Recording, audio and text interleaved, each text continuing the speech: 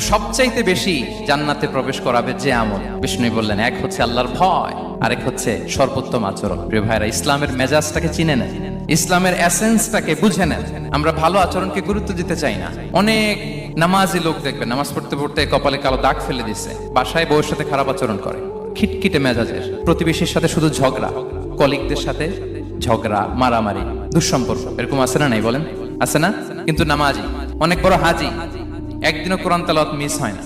তো এত আবাদত করেও সে ইসলামের আসল এসেন্সটাকে ধরতে পারেনি। বিষ্ণু বললেন, সবচেয়ে বেশি জান্নাতে প্রবেশ করাবে যে দুটি আমল, একটি হচ্ছে তাকওয়াল্লাহ, আল্লাহর ভয়, আরেকটি হচ্ছে উত্তম আচরণ, সর্বোত্তম আচরণ। তো আমরা যেন উত্তম আচরণের অধিকারী হই, আমার স্ত্রীর সাথে যেন ভালো আচরণ করি, প্রতিবেশীর সাথে যেন ভালো আচরণ করি, ছেলে মেয়েদের সাথে যেন আমাদের অ্যাটিটিউডটা ভালো থাকে, আচরণটা ভালো থাকে, কলিগের সাথে যেন ভালো থাকে। বিশ্বনবীর আচরণ যেমন ছিল তেমন আচরণ যেন আমরা গড়ে তুলতে পারি। আওয়াজ করে পড়ুন আমিন।